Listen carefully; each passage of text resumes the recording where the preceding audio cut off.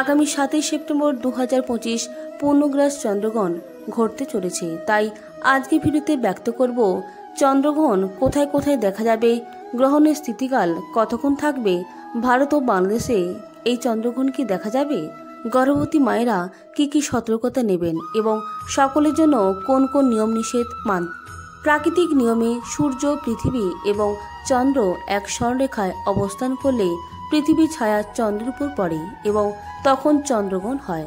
চন্দ্র সূর্যের আলোয় আলোকিত হয়। সূর্যের আলো চন্দ্রের উপর পড়ে প্রতিফলিত হওয়ার ফলে চন্দ্রকে আলোকিত দেখায়। একই সরলরেখায় অবস্থান করলেও সূর্য, পৃথিবী এবং চন্দ্রের কৌণিক দূরত্বের উপর নির্ভর করে পূর্ণগ্রাস বা আংশিক চন্দ্রগ্রহণ হয়। আগামী 7 সেপ্টেম্বর রবিবার যে চন্দ্রগ্রহণটি ঘটতে চলেছে সেটি কিন্তু পূর্ণগ্রাস চন্দ্রগ্রহণ। এবারে আমরা জেনে নেব এই চন্দ্রগ্রহণ কোথায় কোথায় দৃশ্যমান হবে, অর্থাৎ দেখা যাবে। 2025 সালে বছরের এই দ্বিতীয় ও শেষ পূর্ণগ্রাস চন্দ্রগ্রহণ দেখা যাবে ভারত, বাংলাদেশ এছাড়াও Asia, Australia, New Zealand, America, Fiji এবং আন্টার্কটিকার কিছু অংশে। এবারে আমরা জেনে নেব 2025 সালের চন্দ্রগ্রহণের সার্বিক সময়সূচি। ভারত ও বাংলাদেশে চন্দ্রগ্রহণ দৃশ্যমান হবে, এর সূতকালও বৈধ হবে। বছরের দ্বিতীয় চন্দ্রগ্রহণ সার্বিকভাবে শুরু হচ্ছে 7 সেপ্টেম্বর রবিবার রাত 9:58 এবং 8 সেপ্টেম্বর রাত 1:27 এই চন্দ্রগ্রহণ শেষ হবে। জ্যোতিষীদের মতে 7 সেপ্টেম্বর দৃশ্যমান চন্দ্রগ্রহণ সম্পূর্ণ লাল দেখাবে, যা ব্লাডমুন নামেও পরিচিত। এবার আমরা জেনে নেব ভারতীয় চন্দ্রগ্রহণের নির্দিষ্ট ও সঠিক সময়সূচি। ভারতের সময় অনুসারে পূর্ণগ্রাস চন্দ্রগ্রহণ শুরু হচ্ছে 7 সেপ্টেম্বর রাত 9:57। পূর্ণগ্রাস আরম্ভ হচ্ছে রাত্রি 11টায়। গ্রহণ মধ্যরাত্রি 11:41। পূর্ণগ্রাস গ্রহণ সমাপ্তি রাত্রি 12:23। যেহেতু রাত 12টা পার করে যাচ্ছে তাই এটি 8 সেপ্টেম্বর হচ্ছে এবং এই চন্দ্রগ্রহণ পূর্ণরূপে সমাপ্ত হবে 8 সেপ্টেম্বর রাত 1:27। এই গ্রহণের স্থিতিকাল ভারতবর্ষের জন্য থাকবে 3 ঘন্টা 30 মিনিট। বাংলাদেশের সময় অনুসারে এই পূর্ণগ্রাস চন্দ্রগ্রহণ আরম্ভ হবে 7 সেপ্টেম্বর রাত্রি 10:27। পূর্ণগ্রাস গ্রহণ আরম্ভ হবে রাত্রি 11:30। গ্রহণ মধ্যরাত্রি 12:11। যেহেতু রাত 12টা এক্ষেত্রে পার হচ্ছে তাই 8 সেপ্টেম্বর ধরা হবে। গ্রহণ সমাপ্তি রাত্রি 12:53।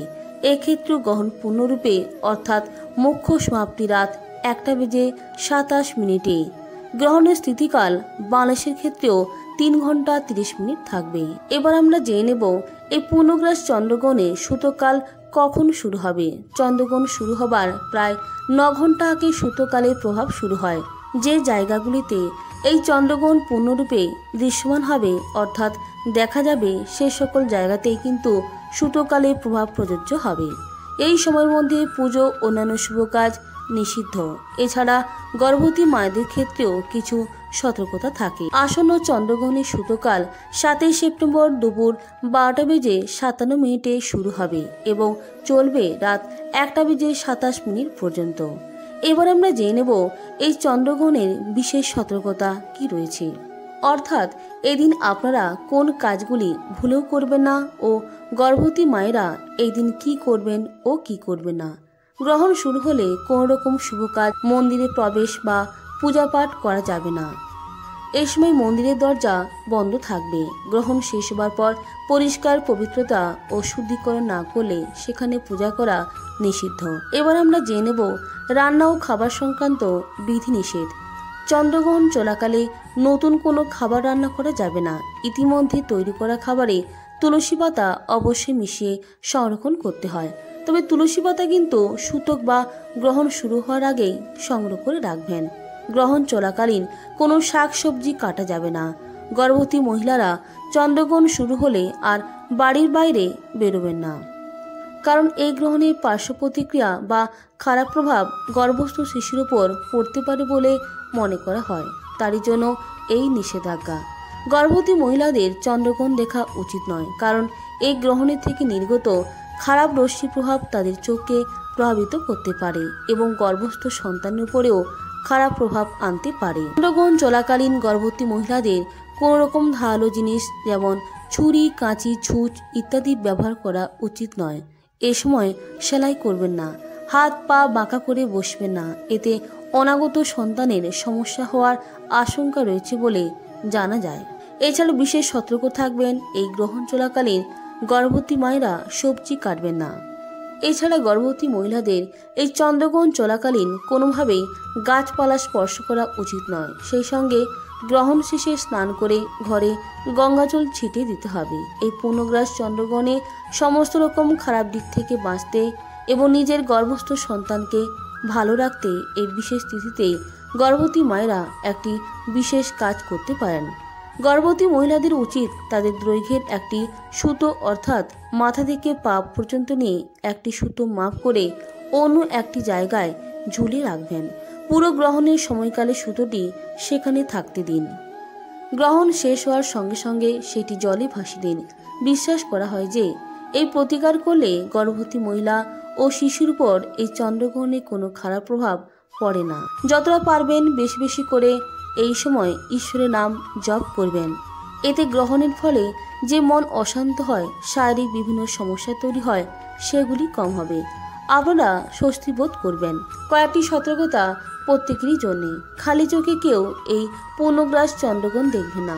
বিশেষ ব্যবস্থা গ্রহণ করে তবে কিন্তু পূর্ণগ্রাস চন্দ্রগ্রহণ দেখতে হয়। চন্দ্রগ্রহণের দিন খুব প্রয়োজন ছাড়া জ্যোতিষমতে দূরে যাত্রা করা কারোরই উচিত নয়।